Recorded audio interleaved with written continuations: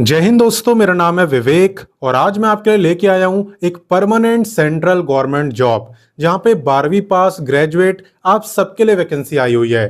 ठीक है, लेकिन जो मेन प्रॉब्लम आती है बच्चों को वो आती है इस वैकेंसी में अप्लाई करने में। तो आप चिंता मत करना, क्योंकि अप्लाई आपको कैसे करना है ये मैं आपको डिटेल में समझाने वाला हूं। Apply link, official notification, official website, सब कुछ आपको दिया जाएगा। ठीक है, इतना ही नहीं, यहाँ पे सिलेक्शन कैसे हो रहा है और किन बुक से आप तैयारी कर सकते हो ये भी आपको बताएंगे, इसलिए वीडियो को एंड तक जरूर देखना। ठीक है, और अगर आप मेरे को पहली बार देख रहे हो तो मैं आपको बता दूं, मैं डेली आपको 2 गवर्नमेंट जॉब बताता हूं।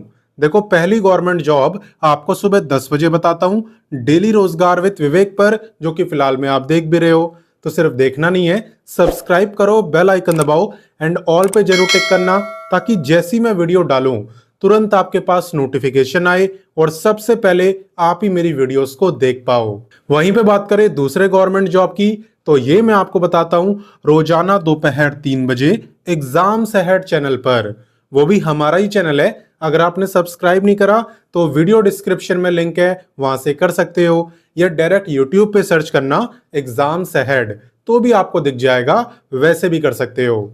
ठीक है, तो चलिए बात करते हैं आज की वैकेंसी की। तो देखो, आज की जो सेंट्रल गवर्नमेंट जॉब है ये निकाली है एनआईटी ने। जैसे आपका आईआईटी होता है ना, उसी तरीके से आपका एनआईटी भी होता है, यानी नेशनल इंस्टीट्यूट ऑफ टेक्नोलॉजी।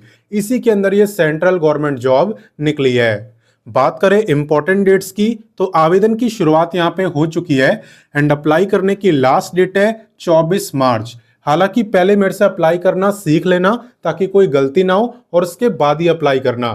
ठीक है, बात करें एप्लीकेशन फी की, तो वो भी आपको 24 मार्च तक देनी है। एंड बात करें एग्जाम की, तो एग्जाम की डेट फिलहाल यहाँ पे अनाउंस नहीं हुई है।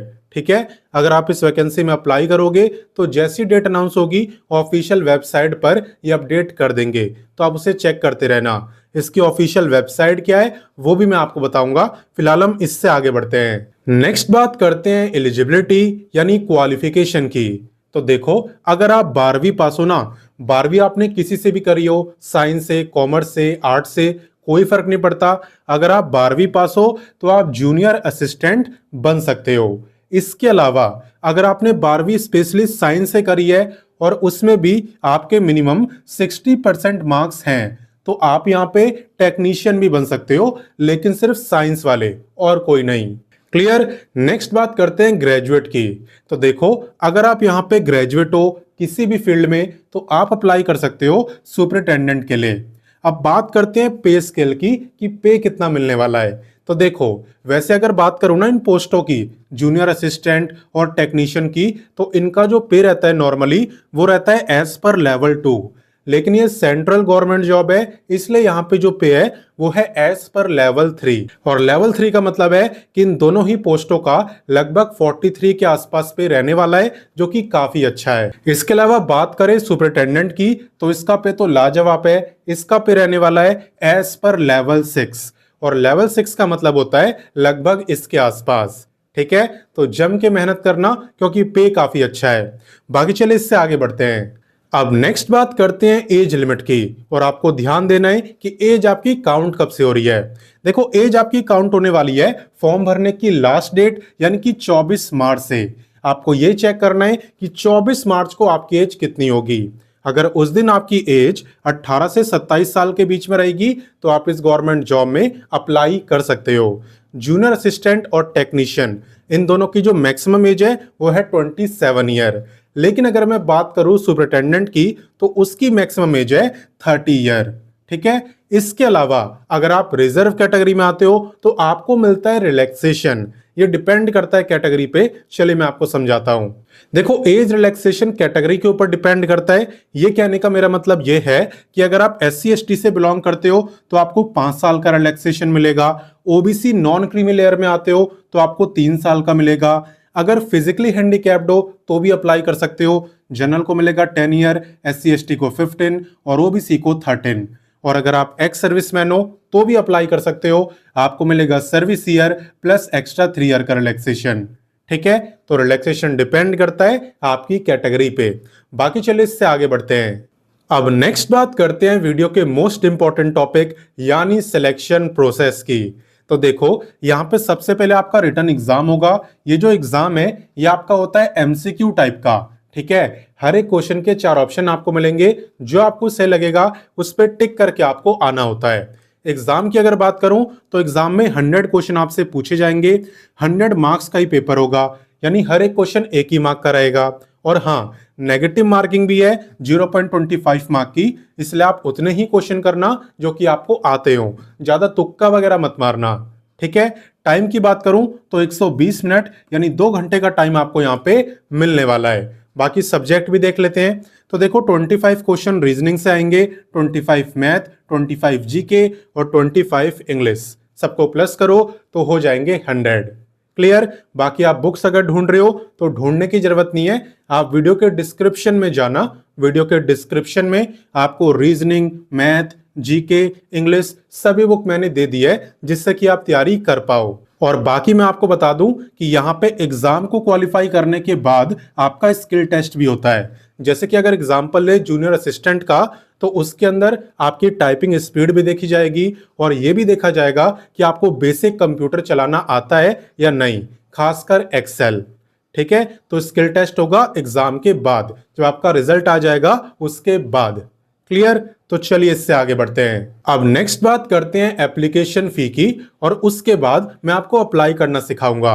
देखो एप्लीकेशन फी की जहां तक बात है तो जनरल, ओबीसी और ईडब्ल्यूएस की है 800, वहीं पे एससी एसटी की है 400, और अगर आप फिजिकली हैंडीकैप्ड हो तो आपकी कोई फीस नहीं है, आप फ्री में अप्लाई कर सकते हैं, ओनली फिजिकली हैंडीकैप्ड, ठीक है। कैसे अप्लाई करना है, कैसे इसका नोटिफिकेशन मिलेगा, क्या पूरा प्रोसेस रहने वाला है, चलिए मैं आपको समझाता हूं। तो देखो सबसे पहले आपको गूगल ओपन करना है और लिखना है रोजगार टाइम। रोजगार टाइम लिख के जैसे आप सर्च करोगे ना, सबसे ऊपर आपको ये वेबसाइट दिखाई देगी एंड इसी पे आपको क्लिक करना है। जैसा कि आप देख सकते हो हम रोजगार टाइम ऑफिशियल वेबसाइट पर आ चुके हैं। यहाँ पे आपको सभी लेटेस्ट गवर्नमेंट जॉब के बारे में बताया जाता है और इसे देखना भी बहुत आसान है। आपको बस लेटेस्ट जॉब पे क्लिक करना है, फिर सारी लेटेस्ट गवर्नमेंट जॉब आपको दिख जाएगी। और अगर क्वालिफिकेशन वाइज जॉब देखना चाहते हो तो 10वीं 12वीं graduate, ITI, diploma, post graduate सबके लिए वैकेंसी है। आपको जिस भी क्वालिफिकेशन की देखनी हो आप उस पर क्लिक कर देना, सिंपल। और आपको किसी भी वैकेंसी को ढूंढना हो बहुत आसान है। आपको इस सर्च बार पे क्लिक करना है, वैकेंसी का नाम लिखना है, वैकेंसी आपके सामने। जैसे कि अगर आप इस पे क्लिक करो और लिख दो NIT, तो अभी जिस वैकेंसी के बारे में मैंने आपको बताया ये आपको दिख जाएगी, ठीक है। वैसे आप ऐसा भी कर सकते हो, या फिर थोड़ा सा नीचे आओगे ना तो आपको यहाँ पे भी लेटेस्ट जॉब दी हुई है और आप देख सकते हो सबसे ऊपर ही आपको ये वैकेंसी मिल जाएगी। इसी पे आपको क्लिक करना है। क्लिक करने के बाद आप इस पेज को अच्छे से पढ़ना, पूरी जानकारी लेना और उसके बाद ही अप्लाई करना। साथ ही में व्हाट्सएप, टेलीग्राम, इंस्टाग्राम इन सब से भी जुड़ जाना, ताकि कोई भी गवर्नमेंट जॉब आपसे मिस ना हो। और इनसे जुड़ना बिल्कुल फ्री है, ठीक है। तो फिर कह रहा हूं अप्लाई करने से पहले अच्छे से पढ़ा करो, पूरी जानकारी लिया करो और उसके बाद ही अप्लाई करो, ताकि कोई भी मिस्टेक ना हो, ठीक है। अप्लाई करना कैसे है वो भी आपको यहाँ पे बताया होता है, आप देख सकते हो हाउ टू अप्लाई। बाकी मैं आपको समझा भी दे रहा हूं। आप थोड़ा सा और नीचे आओगे तो आपको दिखेगा इंपॉर्टेंट लिंक्स। यहाँ पे आपको अप्लाई लिंक दिया हुआ है, यहाँ पे ऑफिशियल नोटिफिकेशन और यहाँ पे ऑफिशियल वेबसाइट। तो अप्लाई करने के लिए अप्लाई लिंक पे आपको क्लिक करना है। क्लिक करने के बाद यहाँ पे अप्लाई नाउ पे क्लिक करके आप अप्लाई कर पाओगे, ठीक है। यहाँ पे आप देख सकते हो फॉर्म ओपन हो चुका है। सबसे पहले आपको यही फिल करना होता है एंड उसके बाद आप यहाँ पे लॉग इन करके कंप्लीट फॉर्म को भर पाते हो। हालांकि सिर्फ ऑनलाइन फॉर्म भरने से काम खत्म नहीं होता, इसके बाद भी आपको और कुछ करना है। क्या करना है चलिए मैं आपको बताता हूँ। देखो ऑनलाइन फॉर्म भरने के बाद ना आपको इसे ऑफलाइन सबमिट भी करना होता है। तो जब आप ऑनलाइन फॉर्म भर लो तो आप उसका प्रिंट आउट जरूर निकालना। एप्लीकेशन फी पे करो तो उसका भी प्रिंट आउट आप जरूर निकालना। फिर आपको क्या करना है, एक एनवलप लेना है यानी कि एक लिफाफा, उसमें अपने फॉर्म को डालना है, एप्लीकेशन फी का प्रिंट आउट डालना है, ठीक है। और ये जो एड्रेस आपको दिख रहा है ना, यहाँ पे आपको सबमिट करना है अपने सपोर्टिंग डॉक्यूमेंट्स के साथ। सबमिट कैसे करना है, आप चाहो तो रजिस्टर्ड पोस्ट से सेंड कर सकते हो या चाहो तो स्पीड पोस्ट से। बस इतना याद रखना कि 30 मार्च शाम 5 बजे तक आपका ये जो फॉर्म है वो इस एड्रेस पर पहुंच जाना चाहिए, वरना फॉर्म रिजेक्ट हो जाएगा। क्लियर। तो ये एक स्टेप है जो काफी बच्चे करना भूल जाते हैं, बट आपको ये करना है वरना आपका फॉर्म सबमिट माना ही नहीं जाएगा। यहाँ पे जो जॉब लोकेशन है वो भी यही रहने वाली है, NIT पटना बिहार। ठीक है, हालांकि अप्लाई देखो आप किसी भी स्टेट से कर सकते हो, रोका किसी को नहीं है। और आपका जो एग्जाम सेंटर है वो भी यहाँ पे पटना बिहार में ही रहने वाला है। तो मैंने आपको सारी जानकारी दे दी, अब काम है आपका। इस वीडियो को अपने दोस्तों, भाई बहनों, व्हाट्सएप हर जगह शेयर करो ताकि बाकी बच्चे भी इस गवर्नमेंट जॉब के बारे में जाने और इसमें अप्लाई करें। ठीक है, मैं मिलता हूं नेक्स्ट वीडियो में फिर एक नई गवर्नमेंट जॉब के साथ। एंड तब तक के लिए जय हिंद, वंदे मातरम।